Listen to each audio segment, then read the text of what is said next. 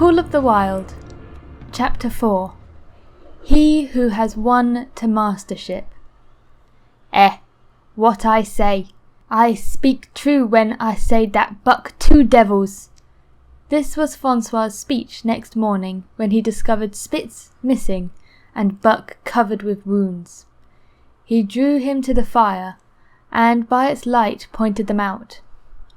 That Spitz fight like hell, said Perrault, as he surveyed the gaping rips and cuts. And that Buck fight like two hells, was Francois's answer. And now we make good time. No more Spitz, no more trouble, sure. While Perrault packed the camp outfit and loaded the sled, the dog driver proceeded to harness the dogs. Buck trotted up to the place Spitz would have occupied as leader, but Francois, not noticing him, brought Solex to the coveted position. In his judgment, Solex was the best lead dog left. Buck sprang upon Solex in a fury, driving him back and standing in his place. Francois cried, slapping his thighs gleefully. Look at that Buck! Him kill that Spitz! Him think to take the job! Go away, chook! He cried, but Buck refused to budge. He took Buck by the scruff of the neck, and though the dog growled threateningly, dragged him to one side and replaced Solex. The old dog did not like it, and showed plainly that he was afraid of Buck. Francois was obdurate, but then he returned his back. Buck again displaced Solex, who was not at all unwilling to go. Francois was angry. Now by gar I fex you, he cried, coming with a heavy club in his hand. Buck remembered the man in the red sweater and retreated slowly, nor did he attempt to charge in when Solex was once more brought forward, but he circled just beyond the range of the club, snarling with bitterness and rage. And while he circled he watched the club so as to dodge it if thrown by Francois, for he was become wise in the ways of clubs. The driver went about his work, and he called to Buck when he was ready to put him in the place in front of Dave. Buck retreated 2 or 3 steps. Francois followed him up, whereupon he again retreated. After some time of this, Francois threw down the club, thinking that Buck feared a thrashing, but Buck was in open revolt. He wanted not to escape a clubbing, but to have the leadership. It was his by right. He had earned it, and he would not be content with less. Perrault took a hand. Between them they ran him about for the best part of an hour. They threw clubs at him. He dodged. They cursed him, and his fathers, and mothers before him, and all his seed to come after him, down the remotest generation, and every hair on his body and drop of blood in his veins. And he answered the curse with snarl, and kept out of their reach. He did not try to run away, but retreated around and around the camp, advertising plainly that when his desire was met, he would come in and be good. Francois sat down and scratched his head.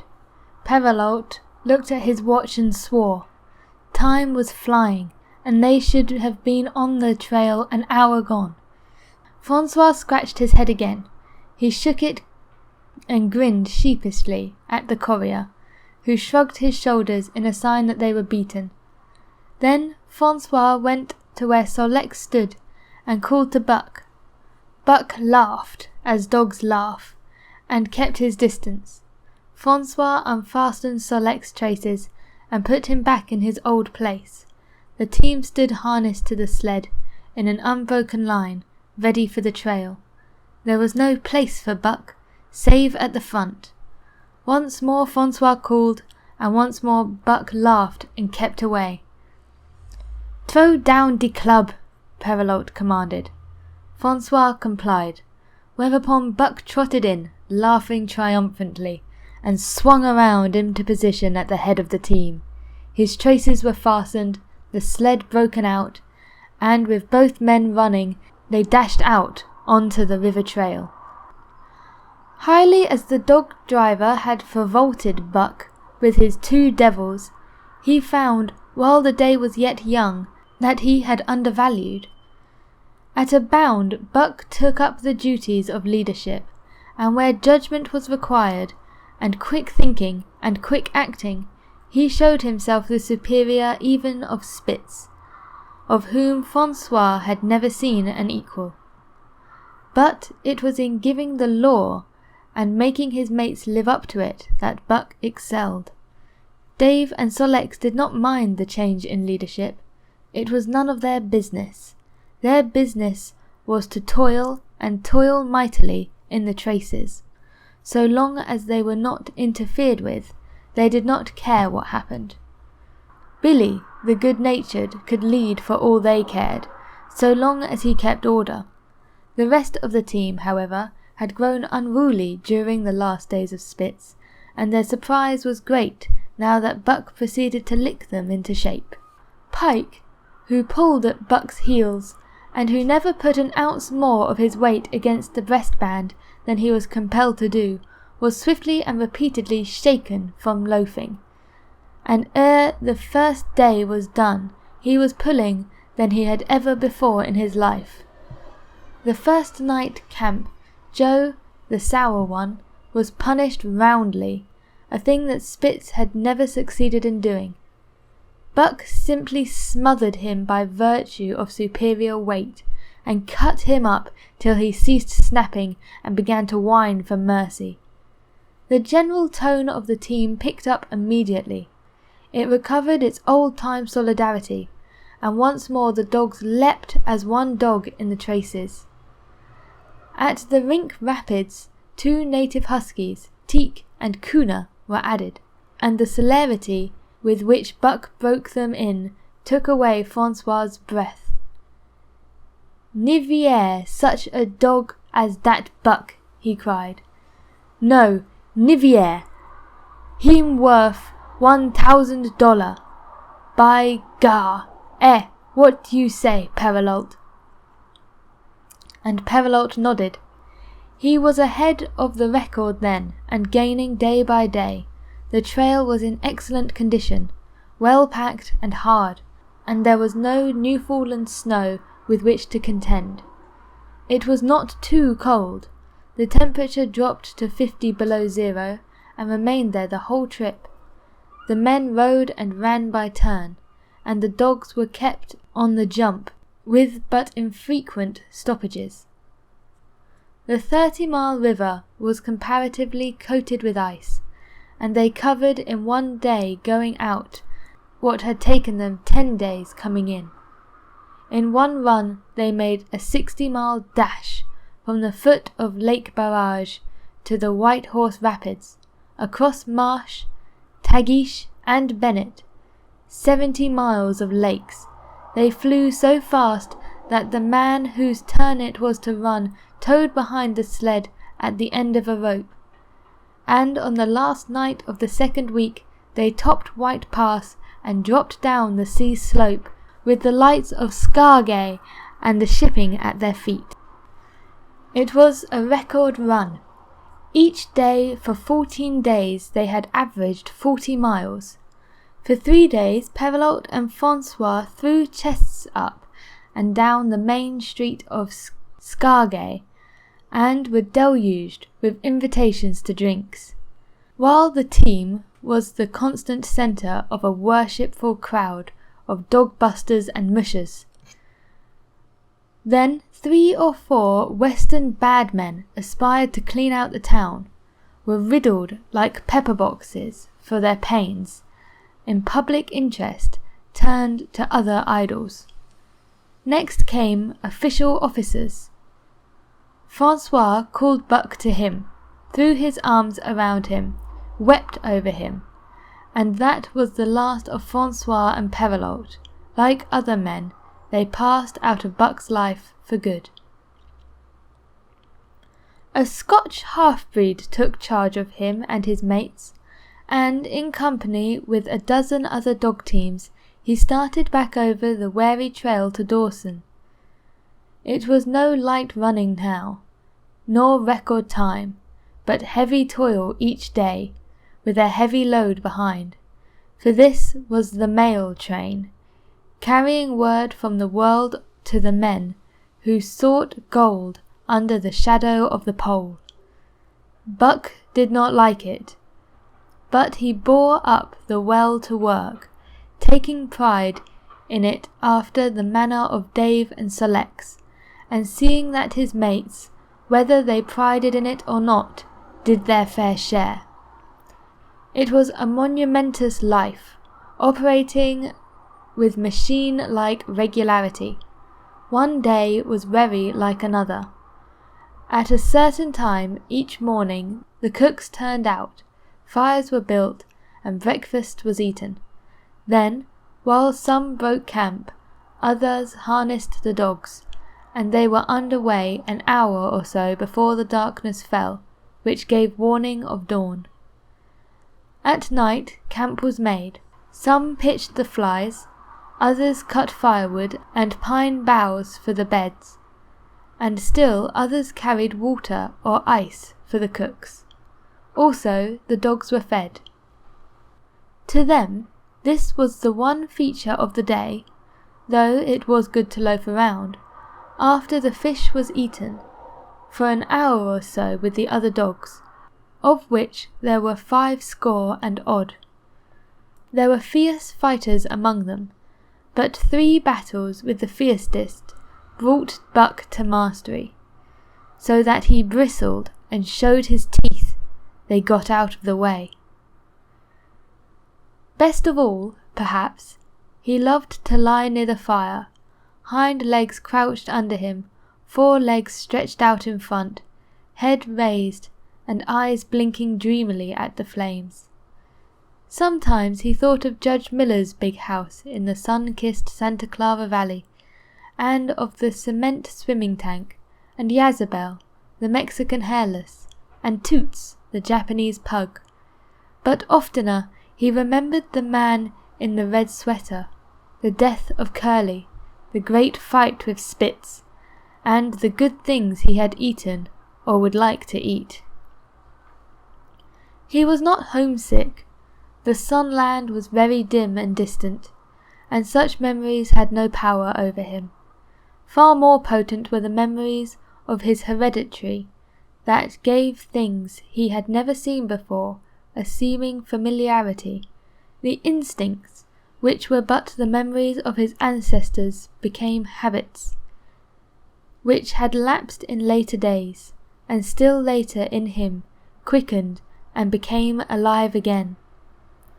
Sometimes, as he crouched there, blinking dreamily at the flames, it seemed that the flames were of another fire, and that as he crouched by this other fire, he saw another and different man from the half-bred cook before him. The other man was shorter of leg and longer of arm, with muscles that were stringy and knotty rather than rounded and swelling. The hair of this man was long and matted, and his head slanted back under it from the eyes.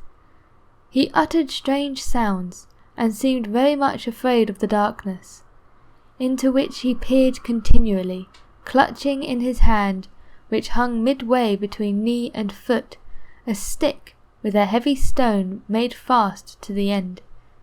He was all but naked, a ragged and fire-scorched skin hanging part way down his back. But on this body there was much hair. In some places across the chest and shoulders, and down the outside of the arms and thighs, it was matted into almost a thick fur. He did not stand erect, but with trunk inclined forwards from the hips, on legs that bent at the knees. About his body there was a peculiar springiness, or resiliency, almost cat-like, and a quick alertness, as of one who lived in perpetual fear of things seen and unseen. At other times this hairy man squatted by the fire with head between his legs and slept. On such occasions his elbows were on his knees, his hands clasped above his head as though to shed rain by the hairy arms.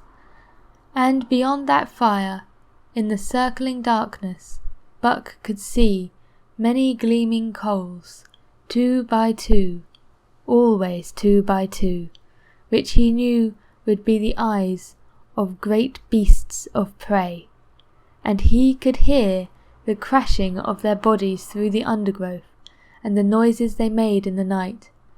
And dreaming there by the Yukon bank, with lazy eyes blinking at the fire, these sounds and sights of another world would make their hair to rise along his back, standing on end across his shoulders and up his neck, till he whimpered low and suppressedly, or growled softly, and the half-breed cook shouted at him, "Hey, you Buck, wake up!"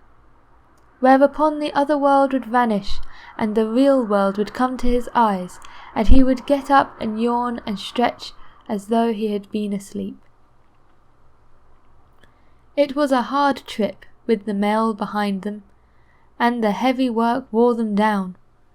They were short of weight and in poor condition when they made Dawson, and should have had 10 days or a week's rest at least, but in 2 days' time they dropped down the Yukon bank from the barracks, loaded with letters for the outside. The dogs were tired, the drivers grumbling, and to make matters worse, it snowed every day.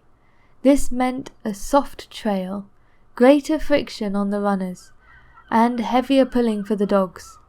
Yet the drivers were fair through it all, and they did their best for the animals.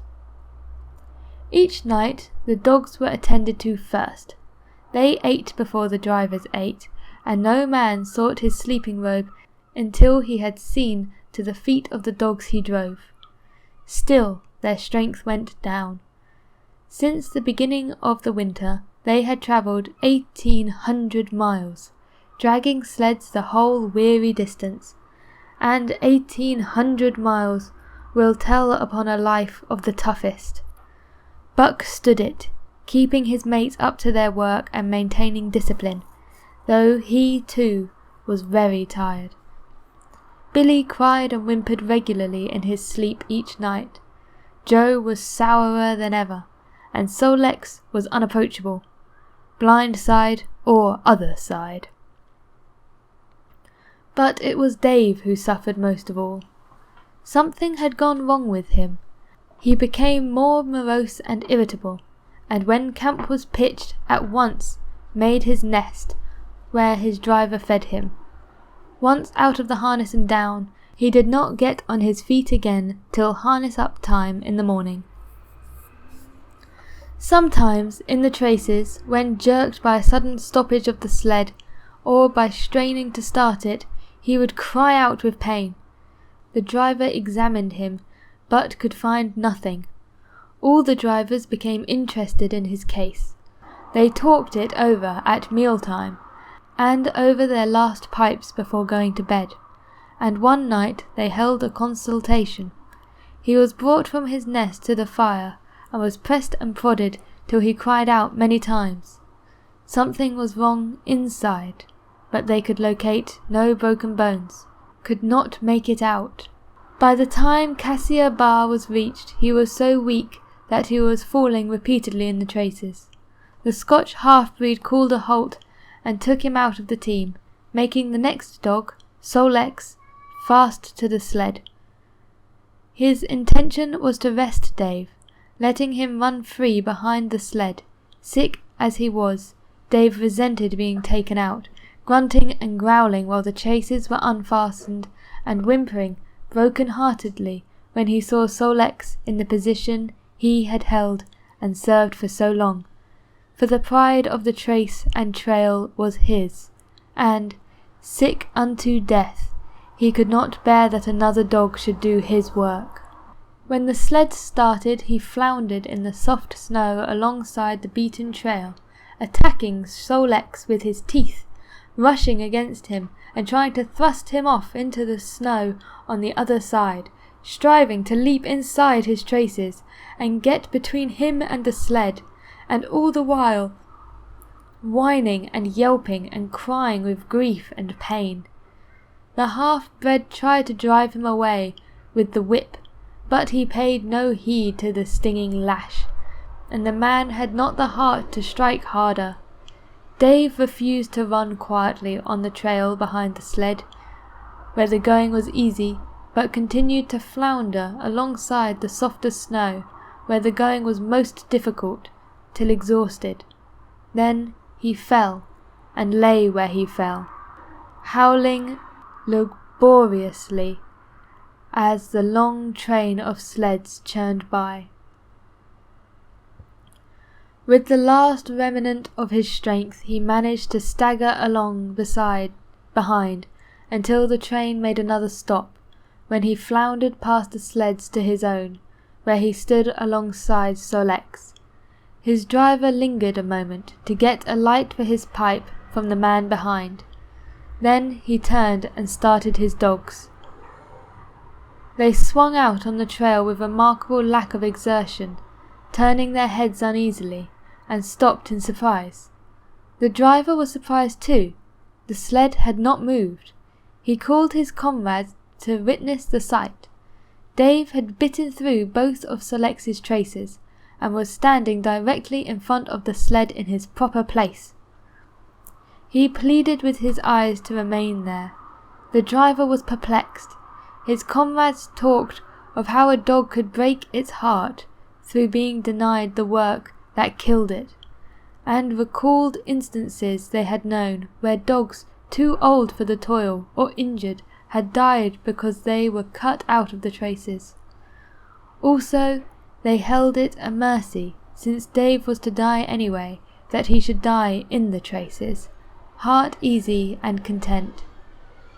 And so he was harnessed in again, and proudly he pulled as of old, though more than once he cried out involuntarily from the bite of his inward hurt.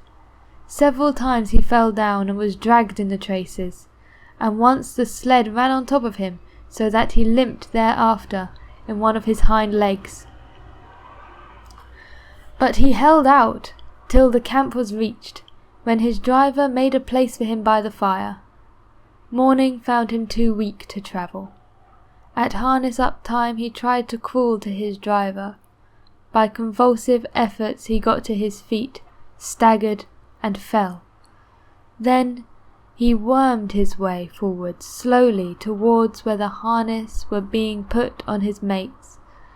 He would advance his forelegs and drag up his body with a sort of hitching movement, when he would advance his forelegs and hitch again a few more inches. His strength left him, and the last of his mates saw of him, he lay gasping in the snow and yearning towards them. But they could hear him mournfully howl, till they passed out of sight and behind the belt of river timber. Here the train was halted. The Scotch half-breed slowly retraced his steps to the camp they had left. The men ceased talking. A revolver shot rang out. The man came back hurriedly. The whips snapped. The bells tingled merrily. The sled churned along the trail. But Buck knew, and every dog knew, what had taken place behind the belt of the river trees.